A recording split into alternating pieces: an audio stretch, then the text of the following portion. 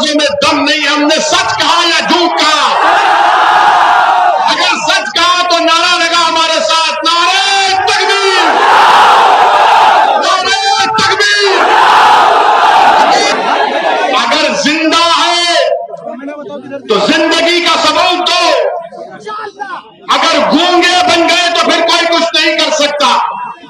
अल्लाह ने हमारे तुम्हारे मुंह में जबान दी है, बोलो, चीख कर बोलो, पुकार कर बोलो कि नाइंसाफी है, नाइंसाफी है। हम नाइंसाफी को नाइंसाफी कहेंगे, चाहे नाइंसाफी मुसलमान से हो, हिंदू से हो, दलित से हो, बैकवर्ड क्लास से। मौलाना कलीम सिद्दीकी का नाम सुना आपने? सुना ना? जिनको यूपी की पुलिस ने, एटीएस ने गिरफ्तार किया।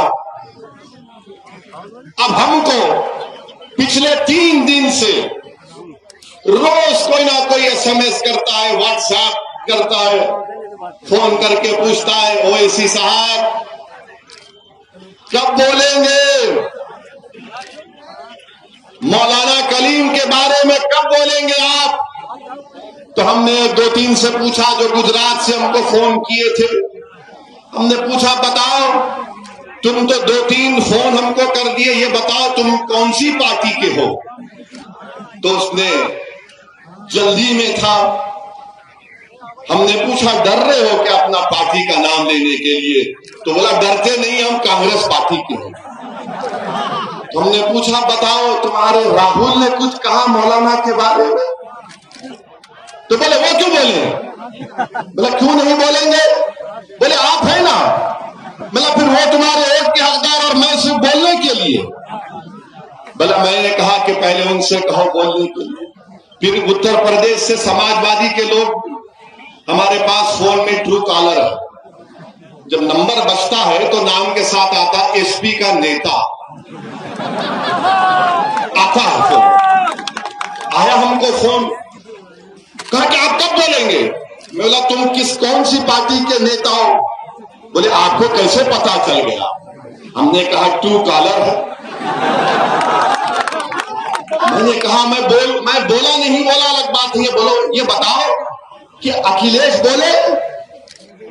तो सन्नाटा था दूसरी तरफ लाइन पर। मैंने कहा, अखिलेश क्यों नहीं बोले, बोलो ना। फिर वो फोन कट कर दिए, फिर मिलाए, हम फिर फोन उठाए। हम समझ गए कि इसके दिल पे दस्तक हो रही है अभी। हम बोले, बताओ अब क्या बोलेंगे? तो उसने हमको कहा कि ओवैसी भाई, हम दिल से आपको चाहते हैं, हम दिल से इज्जत करते हैं, मगर क्या करें, वोट हम आपको नहीं देते, मगर हमको उम्मीद तो आपसे ही है। मैंने कहा, उम्मीद जरूर मुझसे रखो, बल्कि अल्लाह से ज्यादा रखो, मगर ये बताओ कि इस मसले में अखिलेश क्यों नहीं बोलेंगे? तो समाजवादी पार्टी का नेता हमसे कहा, नाम नहीं कह रहा हूं वरना बेचारे कल पार्टी से निकाल देंगे। उसने कहा, अगर अखिलेश बोलेंगे तो उनको दूसरा वोट नहीं मिलेगा। हमने कहा, दूसरा वोट किसका?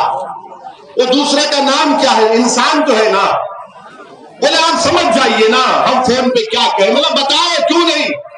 बोले, नहीं बोल सकते। हमने कहा, सुनो, चाहे कलीम हो या कोई गैर मुस्लिम हो या दलित हो, अगर जुल्म होता है तो असदुद्दीन ओवैसी सबसे पहले बोलता और बोलता रहेगा। हमने बोला, आज के जलसे में अब कह रहे हैं, हम अल्लाह से दुआ की करते हैं कि अल्लाह सुब्हानहू व तआला मौलाना कलीम को अल्लाह जल्द से जल्द रिहा करवा दे। और जिस कानून में उनको पकड़ा गया, हमने उनके वकील से भी बात की, अबू बकर साहब से, हमने उनसे भी बात की, तो उन्होंने कहा कि इंडियन पीनल कोड के सख्त से सख्त सेक्शंस उन पर लगा दिए गए। केस में कोई दम नहीं है, उनका वकील कह रहा है। जो पुलिस प्रेस कॉन्फ्रेंस में कहती है वो एफआईआर में उसका कोई तस्करा नहीं, एफआईआर में उसका कोई तस्करा नहीं है। उन्होंने कहा कि जरूर इंसाफ मिलेगा मगर टाइम लगेगा।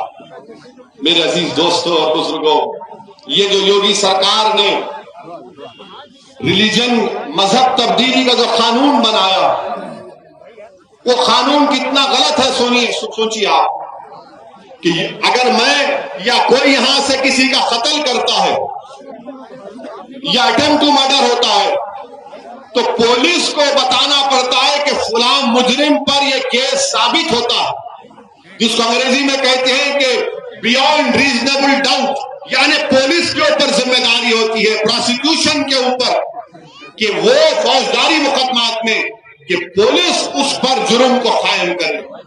ये जो मजहब तब्दीली का कानून योगी आदित्यनाथ ने बनाया वो ये कहता है कि अगर कोई मुसलमान होता है या कोई ईसाई होता है या कोई दूसरा मजहब को कबूल करता है तो उसको बताना पड़ेगा कि बगैर खौफ के और बगैर फ्रॉड के उसने मजहब को तब्दील किया।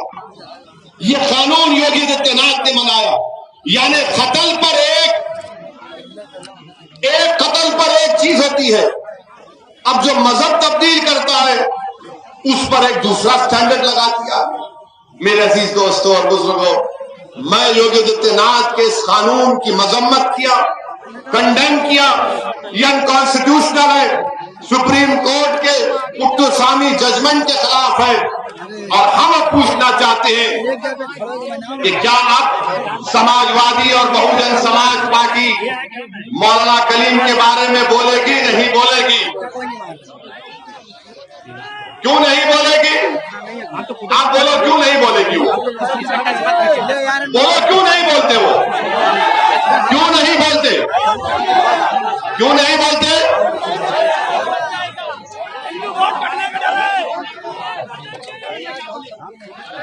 क्यों नहीं बोलते? वो बेटे में वोट नहीं मिलेगा। हाँ, ये बात, वोट नहीं मिलेगा। तुम्हारा वोट मिलेगा क्योंकि तुम क्या कैदी हो उन लोगों के? क्या तुम उनके गुलाम हो? क्या तुम रसूलुल्लाह सल्लल्लाहु अलैहि वसल्लम के गुलामों के गुलाम हो या इन लोगों के गुलाम हो?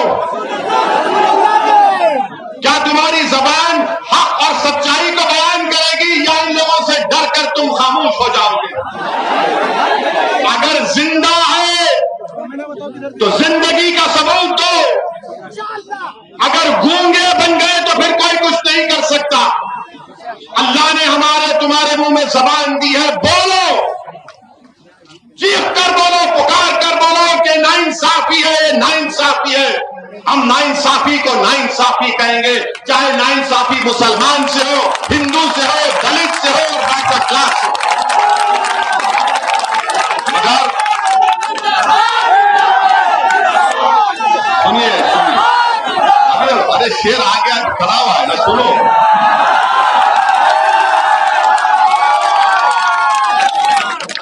मेरे अजीज दोस्तों, मौलाना कलीम के मामले में खामोश बैठे और हम जब बोलते हैं तो देखो ये बोला, इसकी वजह से बीजेपी को फायदा हुआ।